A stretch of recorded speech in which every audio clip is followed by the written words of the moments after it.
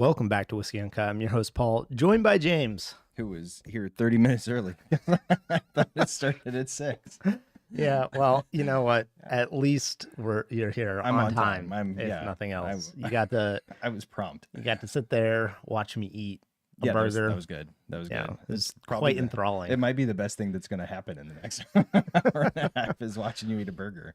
So actually, I got to give a shout out to Chef of Me, Gainesville's local meal kit delivery service, because I gave them that recipe for that burger. That's what. Yeah, It's a fig, jam and bacon and brie burger with arugula. So where did you steal the recipe from? From my mind.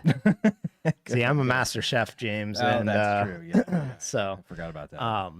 no, but today's episode, what you suggested, which I thought was a good idea. What is clinking? One of your glasses is too close together. No, mine are not touching. It might be bottles. these. Yeah. Okay. You suggested is whether or not you should swirl your whiskey. Yeah. Yeah. So I think that would be fun to talk about because it gets into I think the very esoteric, snooty side of It's not quite as snooty as it is with wine.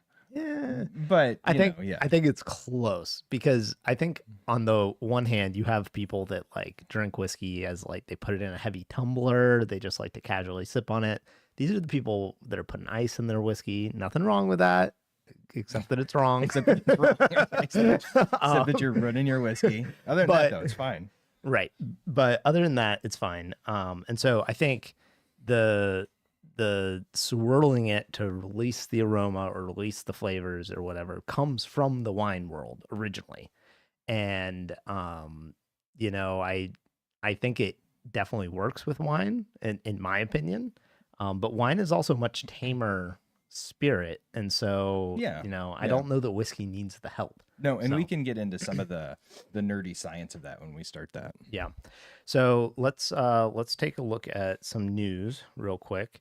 And this comes back to something we talked about a while ago. Last season, actually. Was it last season? It was last season that was originally announced, but this is the Macallan Horizon.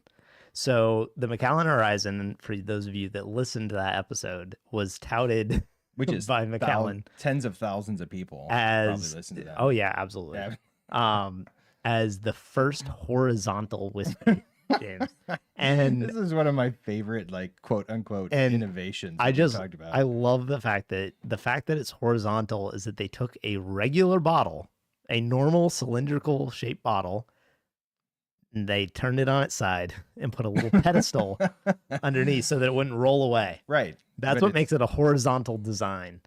Yeah, and I have some debates about that. I think I've seen some other horizontal bottles, but whatever. And it's also, I won't go back and read the whole press release about them mastering space and time, but it was quite floofy. Yes.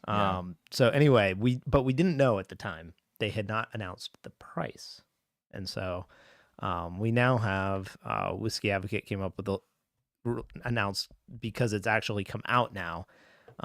Luxury British car companies love whiskey, and these 4 bottles are proof is the title of the article.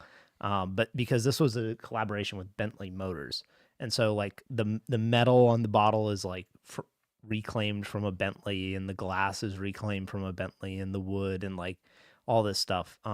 And Bentley Motors is in the world of horizontal movement, as Macallan stated. That's true. And so they were the perfect partner for a horizontal. All other cars do not go horizontal. Yep. So it makes sense. So this is a non-age statement whiskey. Oh man. ABV 46.6%. 6 first fill sherry seasoned casks used. MSRP $50,000. For a non-age statement. And there's 700 available. Somebody is making some serious bank on this release. Gosh. What is that? Is that 35 million if you do 700 times 50,000? I think it is. I think it's $35 million off of wow. Yeah. Wow. Off of a horizontal 6 whiskey. barrels of whiskey. That is just insane, man. For this, okay, so they said 6 barrels. Yeah, 6 first fill sherry season casks. And what's the proof? 46.6. Okay, so you could probably get to a rough estimate of age if you actually went through the calculations there, because you're looking at that proof probably what 300 bottles, 350 bottles in a full barrel, maybe a little bit more. Well, I don't know if these are. They We don't call know them what casks. size They they could are, be. too. It could. Usually, when they say like a sherry cask, they mean like a sherry butt. And those are big. And those are big. Those are like 800 bottles. Yeah. Or, So this might be a pretty old, but you think if it was I would really hope. old, they would. I would hope. Right. Yeah. You'd think that if it was super old, they'd age date. Well, it, it's 'cause that clearly would not old enough to be age stated, worth $50,000. So my thought is one of these first fill casks is probably like 20 years old. And then probably the other one is like 60 years old or something. And my thought when I see this is because in Scotland the proof's going down, right?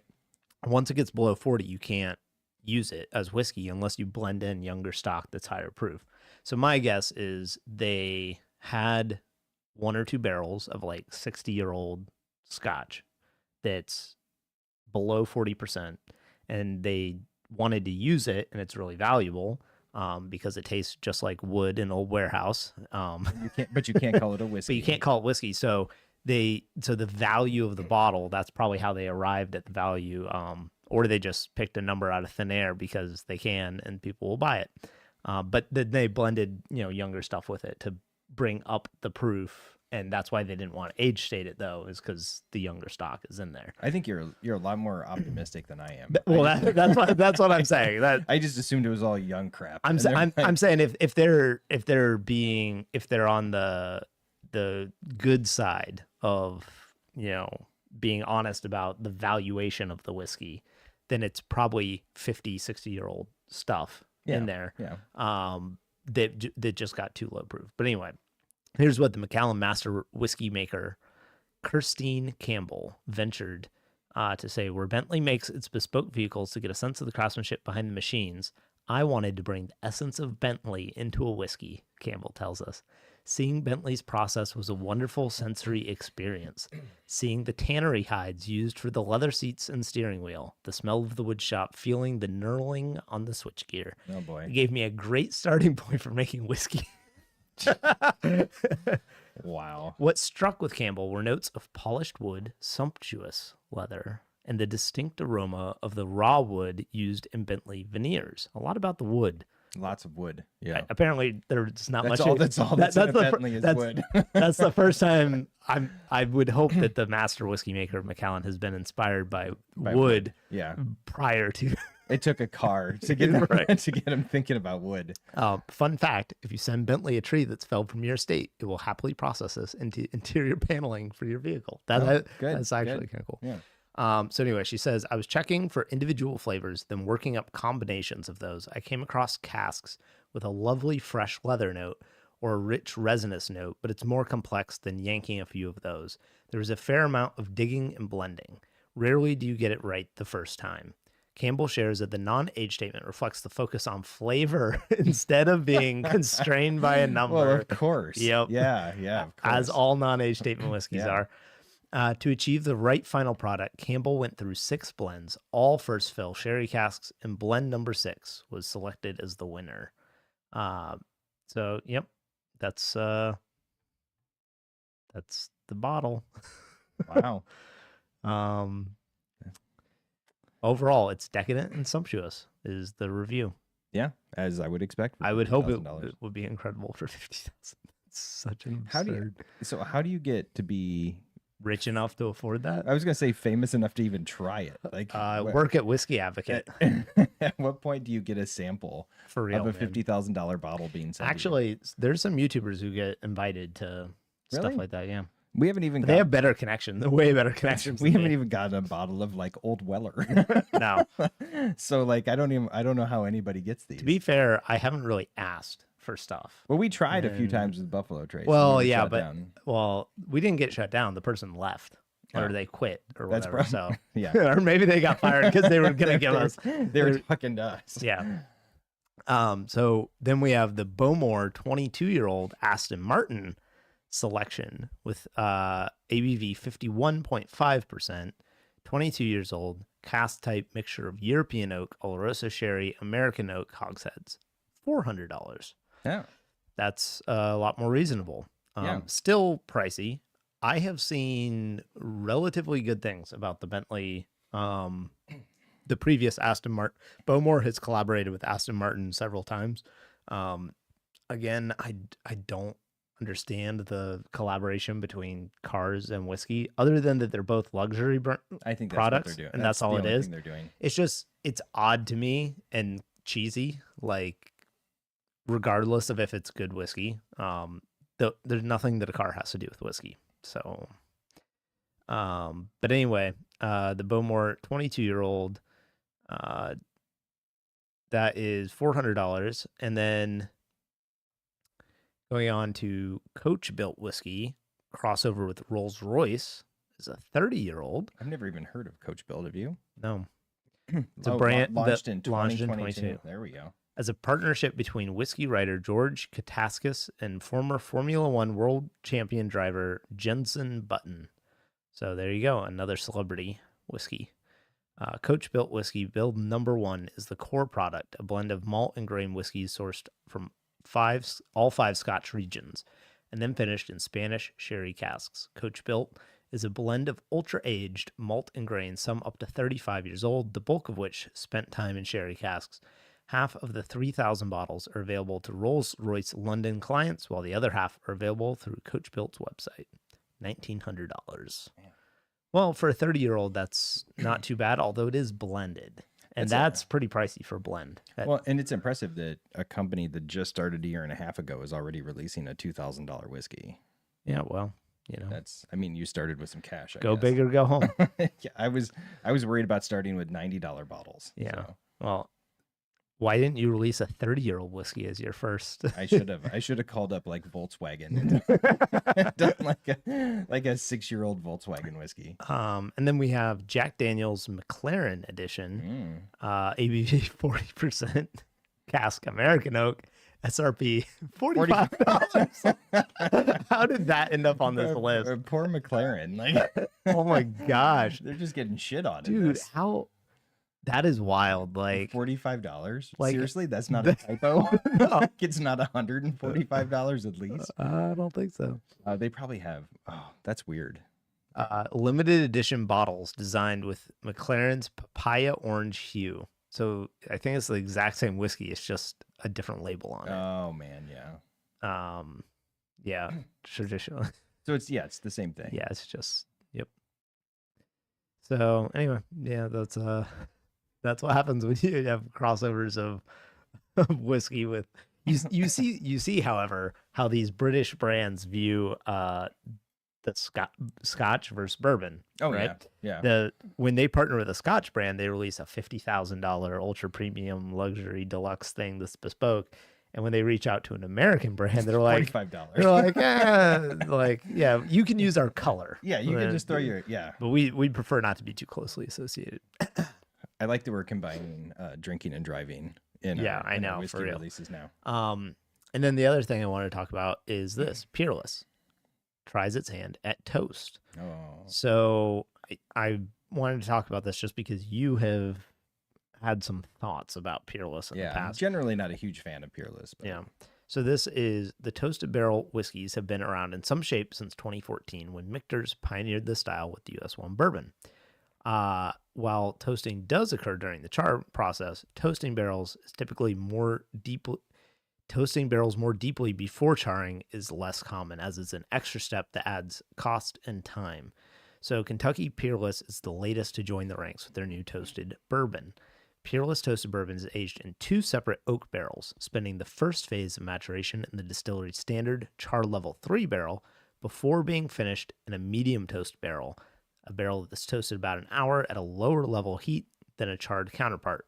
While the first barrel adds flavor of caramel, brown sugar, and toffee, the toasted barrel imparts honey, vanilla, toasted spice. Toasted Bourbon Batch 1 will be released March 16th at 10 a.m. at the Peerless Distillery, and nationwide suggested retail is $124. So, what do you think? Do you think that might save it? Because you have not been wild about Peerless's flavor profile. Do you think a toasted approach might convert you?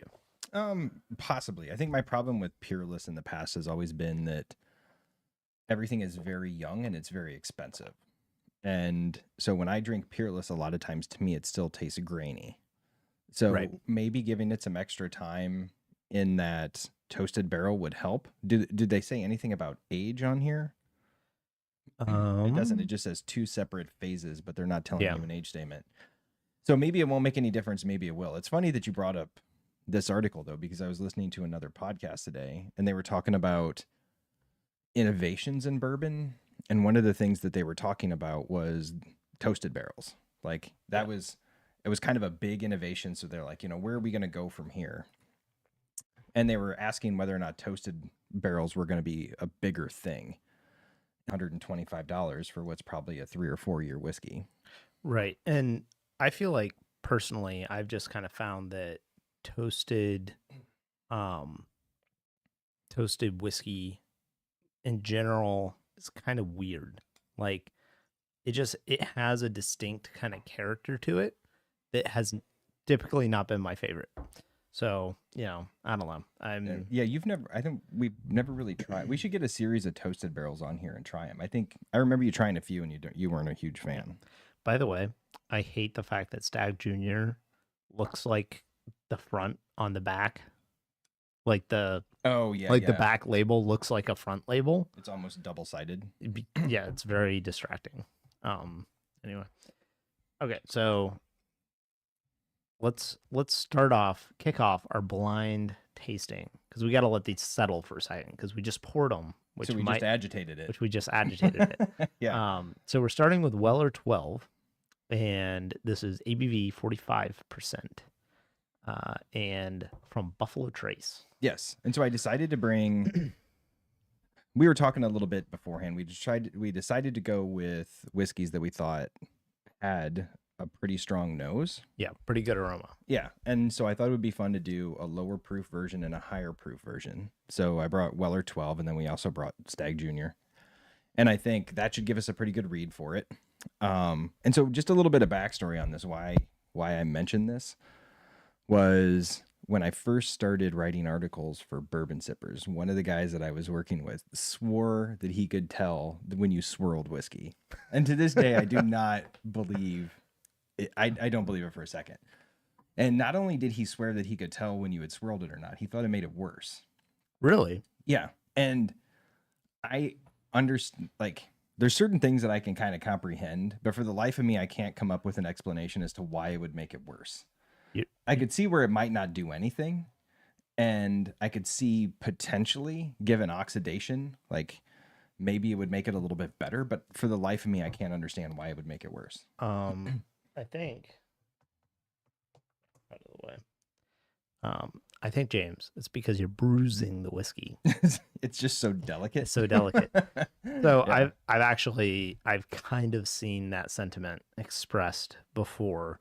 Early on when I was getting into whiskey, I saw people talking about that with regards to swirling it and all that, as far as like if you over agitate it, basically you're over oxidizing the whiskey. Yeah. And you're essentially you're making it as though the whiskey has been sitting out for too long, right? Because if you think about like when you pour a glass of whiskey, a lot of whiskeys will change over time as it sits in the glass. Like when you first go to smell it, the aroma might be restrained and it'll kind of shift as it sits in the glass, what comes in and comes out as being the focal point of the aroma.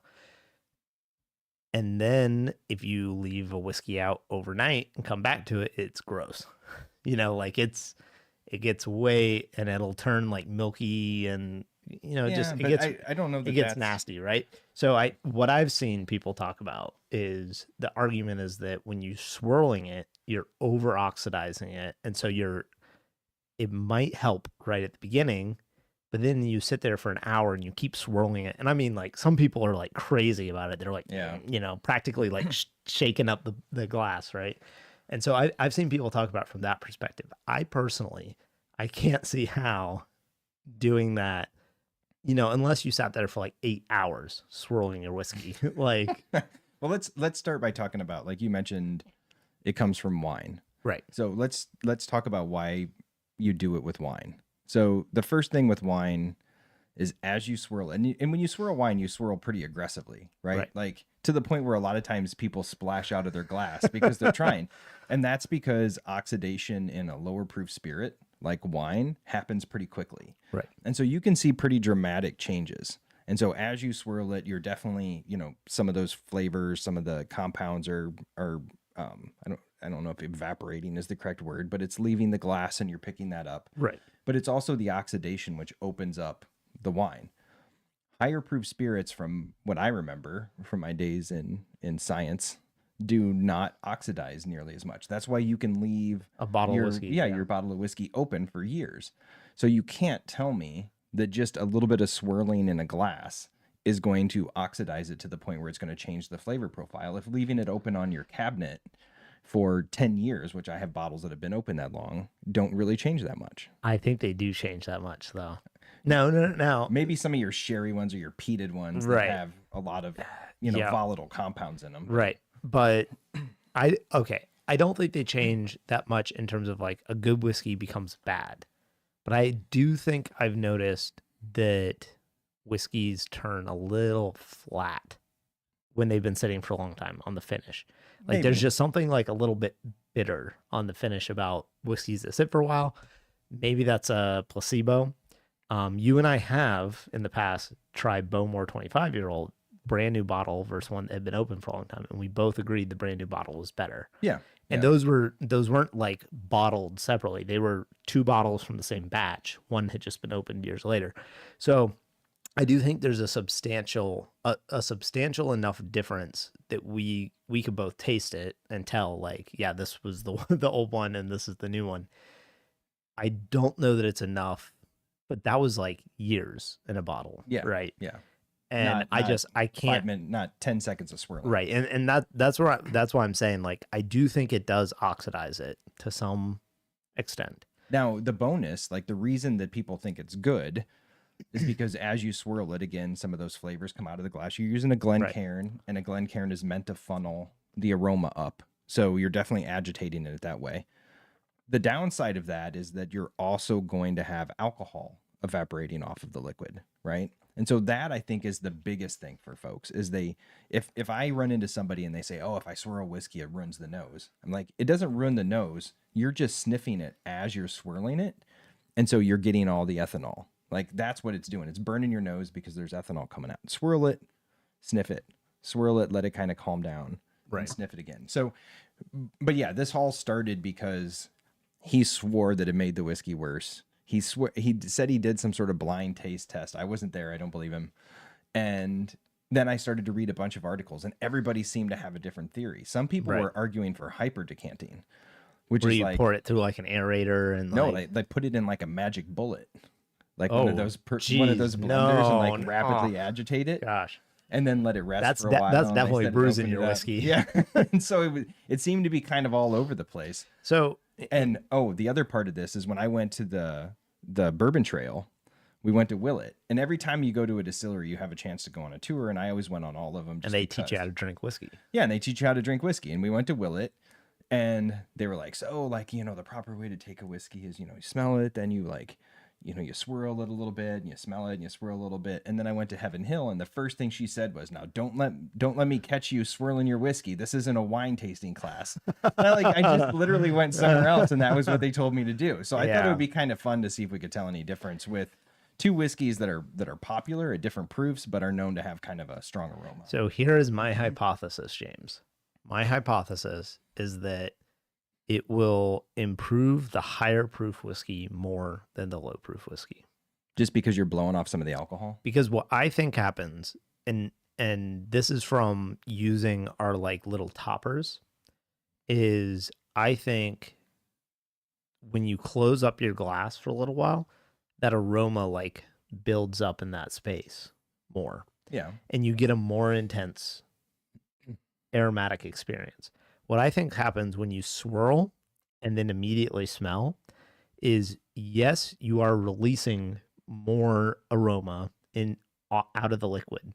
Like, and I just say this from the fact that, like, if you have any any sort of like oil diffuser or anything like that, and it's just sitting there and it's stagnant, and you go and agitate it, whatever it is, you know, it's your leftover food or whatever. It's like that always makes it smell more, Right. you Yeah. know, when you agitate it, right?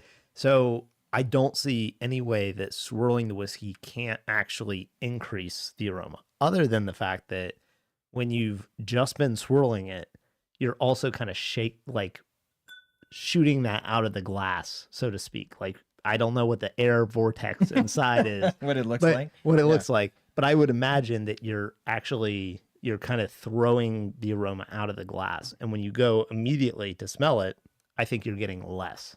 See, I think it's the ethanol that's interfering with it. I Yeah. think because the ethanol to me should be coming out first. First. And so I think that just gets in the way of the nose. Yeah. And But my thought is when you swirl and then sniff, all you're getting is the ethanol more. yeah, it could be. And if you swirl and then let it sit for a second, And like And blow lightly on the then- top, like yeah, you gotta, yeah, you gotta blow the ethanol. that's off. probably what people should be doing is Yeah, just you blowing just the blow ethanol over off the top to pull. Yeah. Okay. So here's how we're gonna do this. So I've got a blank glass and a glass with a logo on it, which, you know, poor science here because maybe the logo affects the flavor. Yeah, you never, Um, you never know. So I'm going to have you close your eyes, And we're starting with Weller 12, and we're right? starting with Weller 12. Okay. So I'm gonna have you close your eyes, and I'm gonna swirl the glass with the logo on it, and then I'm gonna hand you one glass at a time. Okay. And I'm just gonna have you smell it and see if you can tell any difference, and then I'll have you taste it after the fact. Okay. So I'm going to be comparing the two. Right. Okay. So I'm gonna go ahead and swirl this up, and I'm not gonna do like a crazy swirl. This is just like a normal, you know, like roll it around the edges kind of thing. Give it what I would normally do. All right. So here is the first one. Okay. Now you got to not swirl it, which might that's like kind of hard. That's the hardest thing.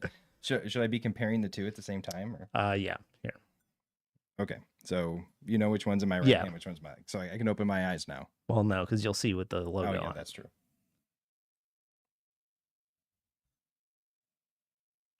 James is studiously sniffing. I will say this is maybe totally crazy, but I feel like the one in my left hand has a little stronger aroma. Little stronger aroma? Yes. Okay.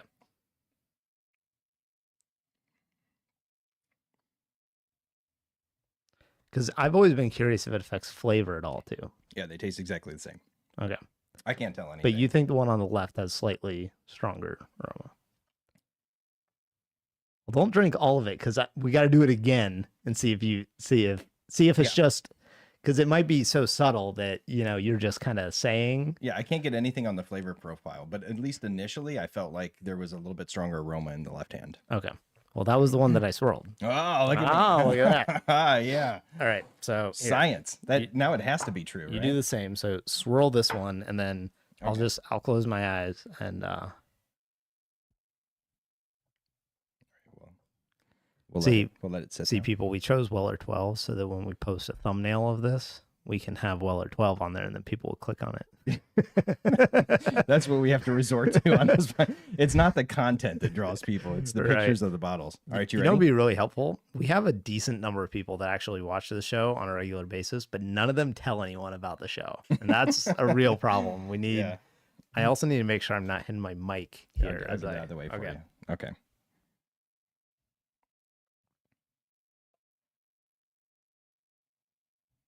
All right, so I don't get much on the aroma on the left.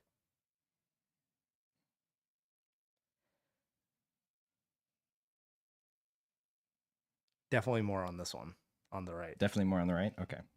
It's more powerful. Like it's richer. Like I'm getting more of the caramel wood notes on the one on the right. The one on the left is lighter. It's like a little more of like the kind of citrusy honey kind of that it's like a little more perfumey, I feel like.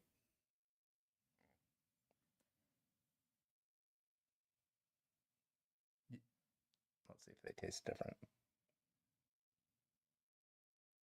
This is kind of fun to watch. I like that you have to do the whole thing with your eyes shut. I know, it's actually really hard. Very awkward. And it's hard, you're right. It's hard not to swirl it because that's like a natural reaction for me when I get the glass in my hand, is just to start like moving the liquid around. I mean, I think they taste the same, but the aroma definitely pops a little more on this one, at least at first. It seems to have dissipated. I think it fades a little bit, right? Yeah. That's the one you did swirled. the same thing. Yeah, okay. And so that was the exact same experience. Like for me, the first time I smelled it, it was noticeably different. It was a lot more. And it was more caramel. It was richer. And then the second time I went back to it, it felt a little bit less. Yep. And then when I tasted it, it tasted the same. And then I smelled them and I was like, okay, it tastes almost identical now. Yeah. So maybe it is a thing where the swirling helps initially. So, right. But then fades after you let the glass sit. So one thing that I think's interesting about this too is when you taste wine glasses are a lot bigger than a whiskey glass. Oh yeah. And it's very noticeable with certain wines. If you put your nose at the bottom of the glass versus the top, or like the middle and in, you get like the aroma has like space, like in a big Burgundy glass, to kind of stratify in terms of, and it makes sense, different aromas, whatever chemical chain it is probably a little heavier, lighter, whatever. Or it's just different parts of your, what side of your nose you're picking up more on. I think when you swirl it, you're just, it's a more intense.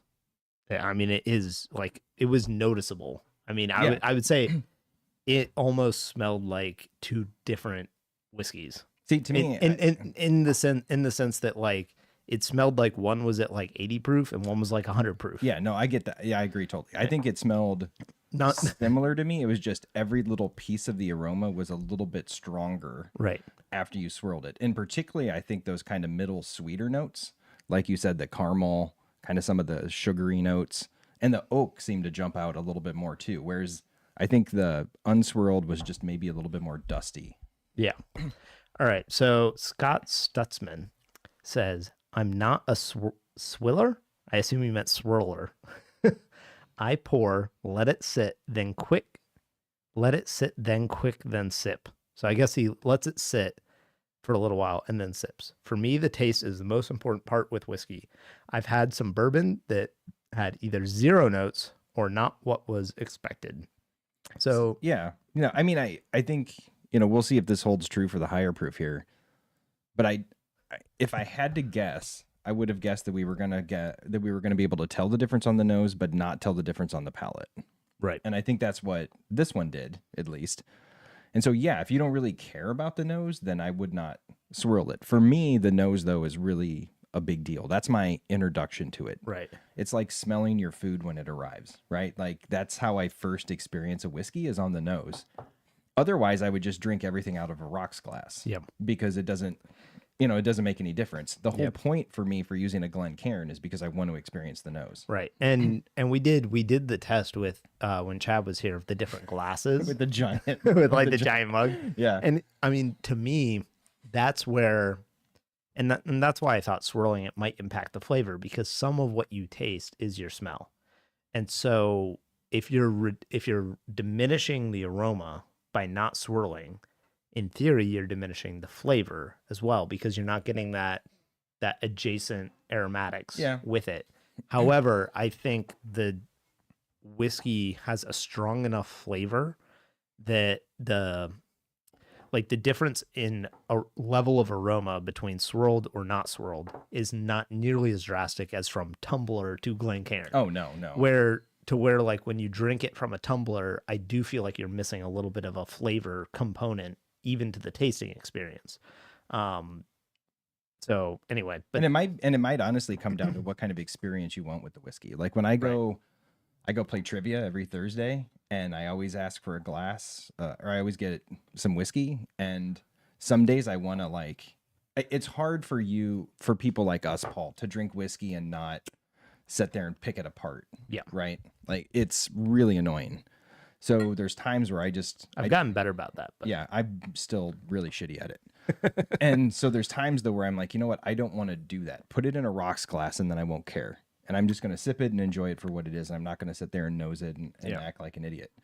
But other times I want to do it with the Glencairn. So it may just depend on what kind of experience you want. Yeah. But it's at least encouraging that initially we're not going to be getting a huge change in flavor profile from it. Right. Greg Spencer says, let me know if I need to sponsor some blindfolds for the podcast. We were, we really wanted to do that, but Paul doesn't have anything. Yeah, so. I didn't. I was like, basically, I could go, get like a tie, one of my work ties, and blindfold James with that. But then it gets a little kinky. So, so maybe. I mean, one of my goals in this podcast was to be blindfolded by Paul at some point. So we probably should do it. That'd be funny. We would get a whole hell of a lot more views if we turned this into like a BDSM kind of shirtless blindfolded blindfolded tasting, dude. Oh man, we would be rocking. It'd be great. We would go viral. All right, so let's do this now with the Stag Junior. Yep. All right, so and by the way, Weller is 90 proof, right? Right. And here we're looking at 130.2. So that's baby. We're going up into the stratosphere. That's a heavy pour. Well, that's what, if you're going to do this, I recommend you do it with a fairly heavy pour because you do not want the amount of liquid in the glass to limit the aromatic potential of the whiskey. That is actually a good point, is a lot of times, like when we taste, like when I do reviews and stuff and we're tasting on the show, I tend not to pour very much because I don't want to drink that much. And it really does impact the way a whiskey, how much you smell on a whiskey when you fill the glass here versus here. Oh yeah. Like it makes a big difference actually. So yeah. And so you want to make sure, I think, that you have I try an ample amount. And then you also want it to be even, right? You don't want one to be significantly a bigger pour than the other because you're definitely going to get more nose off the bigger pour. I got pretty close here. Okay. So we're going to do the same thing. Okay. I guess we have to let them sit for a second because we just poured them. So yeah, I think that was exactly what I expected. I'm surprised, honestly, that the Weller 12 smelled that good after I swirled it. Because I was like, damn, that smells pretty good. But I wonder if it was just because you're comparing it, because I've never been super impressed by Weller 12, and you know that. I wonder if it's just because you're comparing it also against something that just doesn't smell that great and that didn't have a whole lot of aroma coming out of it. And you're like, hey, that's pretty nice. But it was a noted difference between the two. Now, prediction-wise, would you think that it's going to be more pronounced or less pronounced with the higher proof spirit? I think it's going to be more pronounced. I think it's going to be less. I think more pronounced in the sense of one is going to smell noticeably less hot. I think the swirled one is not going to smell as biting or as singeing. I'm going to go the opposite. I'm going to say you're not going to be able to really tell the difference because the lack of dilution makes the aroma so much stronger anyway. The swirling is going to be minimal, if nothing. Just because there's so much density of aromatics. Yeah. See, look how I'm getting technical. Yeah. The aromatic density, Paul, is so high already that I don't think it's going to change. So, all right, we ready? Yeah. Okay. Well, I just started. Thankfully, I started swirling the right one. Don't swirl yours. But all right. So I'm gonna go real aggressive on the swirl this time. Like, oh, you got to keep it the same. Otherwise, this is flawed. Well, no, I don't think. Oh, okay. I guess I'll say the same. That's kind of what I did. Give it a little roll around. Coat the edges. Good job. I don't know why I have my eyes closed right now. I know which one you're swirling. But it's just kind of cool. Okay. Here. Left hand. Okay. There you go. All right.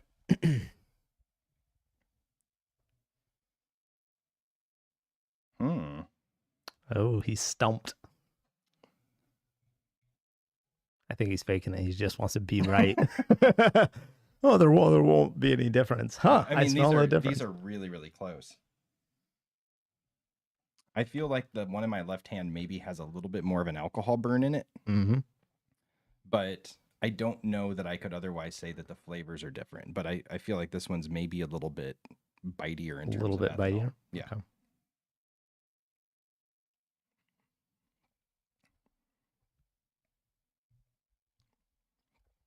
Yeah, there's no difference in flavor. Yeah. But this one felt bitier in the beginning. Now it kind of feels the same. Okay. You can open yours. That's the one you swirled. Released more It released more of that than ethanol. the ethanol. Maybe. Yeah. Okay. But you thought it was going to be less, right? I thought it would be less because I thought it would kind of blow off some of that ethanol. I wonder if it gets trapped in the top of the glass, though, because that's the whole point of the glass, right? Is to kind of funnel that up. Right. So, I don't know. Let's see. So now maybe if we introduced a time component to this, is like maybe if we came back in 5-10 minutes, the one that you had swirled a bunch, like if you kept swirling this, maybe that one would be less hot because you've released the ethanol faster. I will say that along with the bitiness, there was maybe a bit more sweetness, but man, it's like it wasn't as nearly as noticeable of a difference for me as it was with the 12-year. Okay. I'm doing this at exactly the same level of aggression. Okay. That was perfect, Paul. It was perfect. Because I'm a scientist and shit. We should have counted how many times it was replication. we swirled. All right, are you ready? 10 swirls or 20 swirls? Yeah, sure. Give me one. There you go. Here's that one. This is so hard.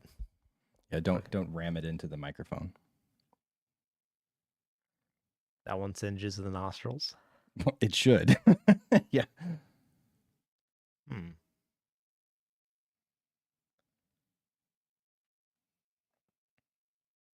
Okay, so the one on my right, all I get is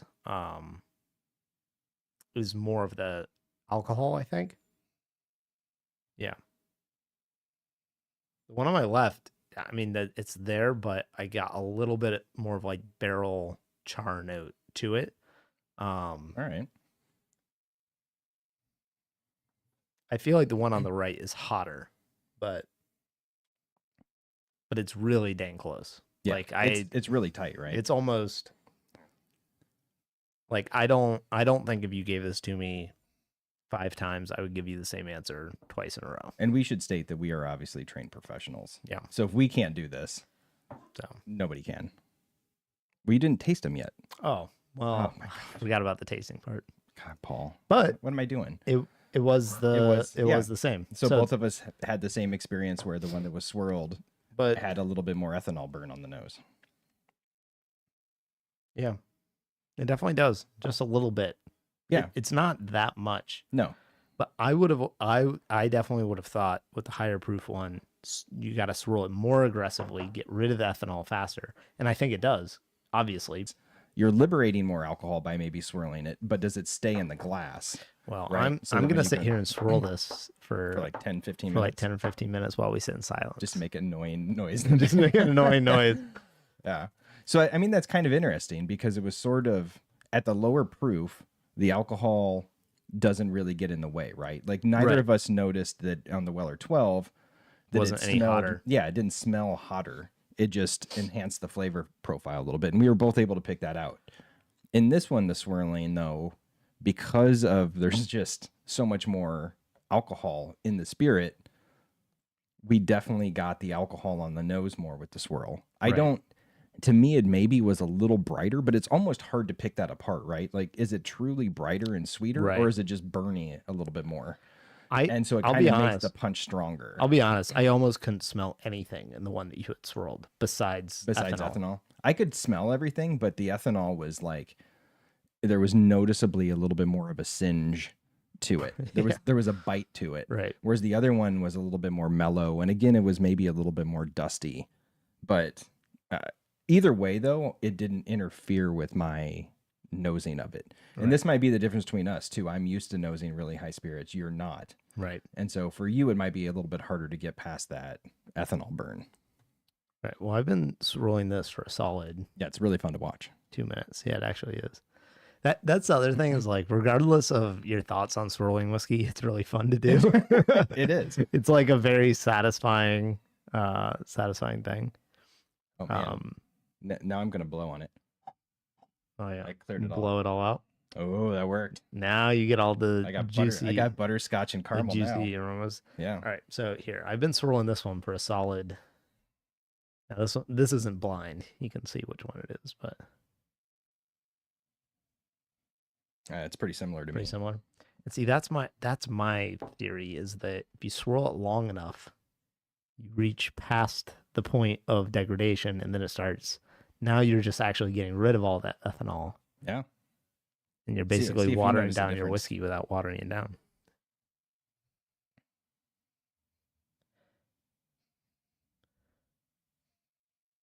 No, pretty much the same. Yeah. So, but then there's no point in swirling it, right? Because you're just Right. getting the nose if it was flat.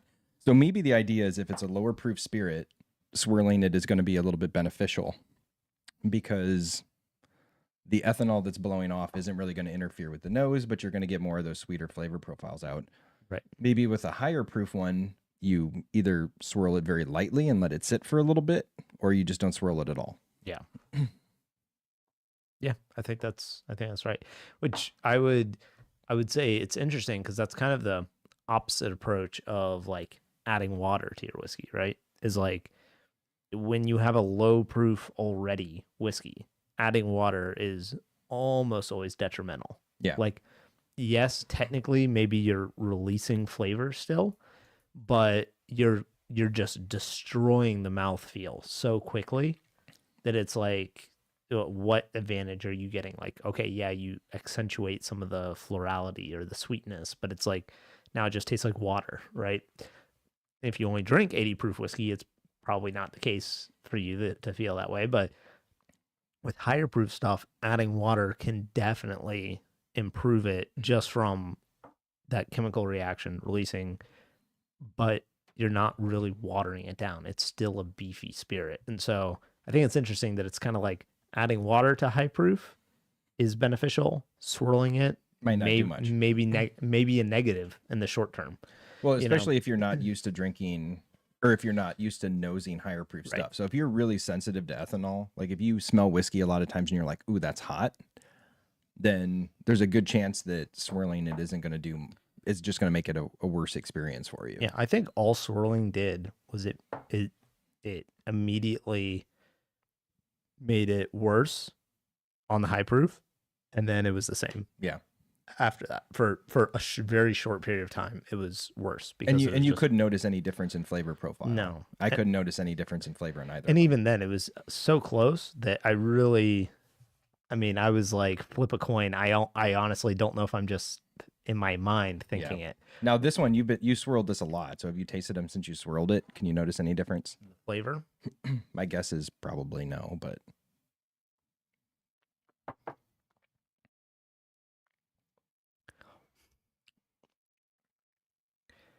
So the unswirled one tastes like Andrew Sims' hopes and dreams. It does. Yeah. This is everything Andrew Sims wants to be.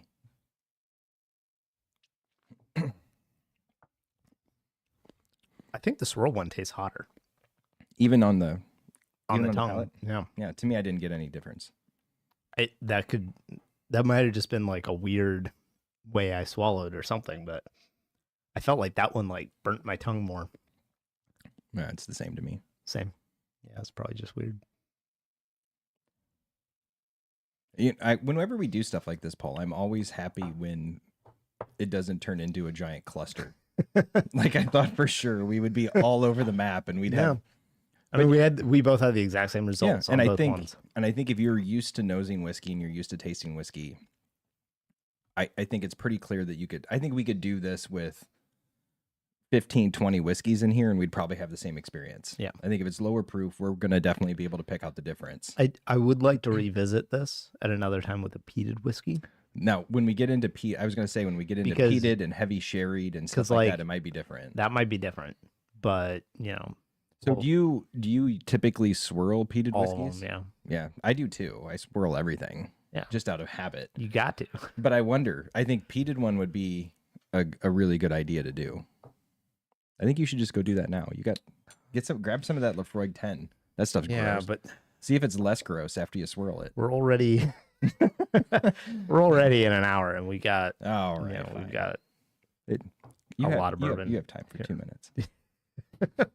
Yeah, but we need fresh glasses. I don't That's think true. We don't have any. Yeah, I don't have any more clean glasses. So I took them all. I just did a private I mean, I just tasting. want to keep drinking, so it doesn't Yeah, I know. Well, we can say it. We can finish. We can finish these, but yeah. So anyway, people, there's your answer for you. Is but you should do it yourself. You should at home swirl your whiskey. Don't swirl your whiskey. Same whiskey, 2 glasses, and see what you think the difference is.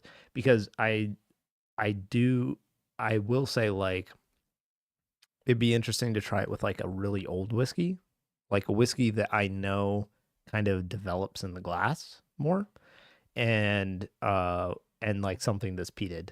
You know, we could revisit this as part 2, because I think those are 2 other factors besides the proof that vary that from whiskey to whiskey it might be different. Yeah, no, well. I do agree.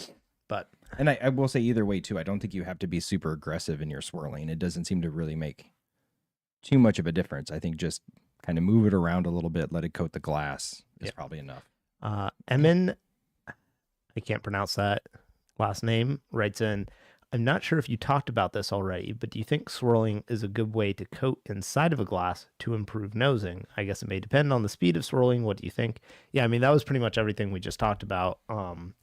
But yeah, basically what we found was the low proof spirit, the swirling improved it. The high proof cast strength, it actually was kind of worse right away. It released more just ethanol rather than flavor, or rather than aroma. But then it was basically the same after. And I will say, a minute or 2. Getting to the coating of the glass idea, I don't know if that has anything to do with it, because then you're getting into the viscosity of the liquid, and it's probably a little bit out of my range. But we should have done that. We should have had 3. We should have had a no swirl, the gentle roll, and then the heavy swirl. Yeah. But considering how little difference there was between the heavy swirl and the no swirl, I don't think it would make much of a difference. I don't think it would make much of a difference. Maybe on the low proof it would, but again, like I don't see any reason not to just do the heavy swirl, other than you like the way it looks, with the legs dripping down when they do nice beating. And that's what I was going to say, that the one thing that swirling does give you is the legs. And so it gives you an idea about the viscosity of it and how thick it's going to be on the palate. If you just pour it and you let it sit, you're not getting that experience. So if that's something that you're kind of cued in on, then that's probably a piece of information you can take. I never use it for that, though. I very rarely look at it and look at the legs. It's funny. I used to, when I first started drinking whiskey, I looked at the legs a lot. And then, like, I don't at all. I still do with wine, but I just never noticed any type of, like, correlation for me between, like, obvious legs and, I like this, and no legs and I don't, or anything. Right. I just never noticed that kind of link where I do with wine. And what's funny about that is, like, when I used to read reviews, because I was like new to this, reviewers would always talk about the legs on a whiskey. And I think in like the last 5 years, I mean, look at those legs. I mean, they're like barely dripping down. Like, it is kind of a thing, but I don't see anyone talk about it anymore when they review whiskey. That no one talks about the legs anymore. And I don't see any discussion. And I think I saw that was like 10 years ago. I think I saw it pretty much every time, was like people talking about, like, it's got thick, oily legs, or thin, or whatever. And I'm like, they all look the same to me. And maybe maybe that's the thing, is with wine it makes it different, so people wanted to carry it over, and then over time they realized it doesn't do anything. It doesn't really matter. Yeah. Other than, like, maybe there is a trick you can do, like shaking it to see the ABV by how many layers of bubbles there are. But again, what does that tell you? It's on the bottle. So that's if you're making moonshine. Right. You shake it up and you look at the bubbles. Right. Yep. So anyway, thank you guys for tuning in live. Those of you that did, remember, we're doing this almost every Wednesday at 6:30 p.m. Tell your friends, tell your family, subscribe, follow us on TikTok, all that stuff. And you need to get a code to Taylor Lauren. Yes. So you need to give me that discount code, because she won the Whiskey Uncut bottle. Yes. Of Two Souls. And she's local, so I can just probably hand it to her. Well, that's true too. If you bring me a bottle, I can go drop it off or something. So, Anyway, thank you guys for watching. Remember, drink, share, enjoy, and we will be back next week, right, James? Yes. Okay. We'll be here. We're not going anywhere? No. All right, cool. See you next week at 6:30. Cheers. Cheers.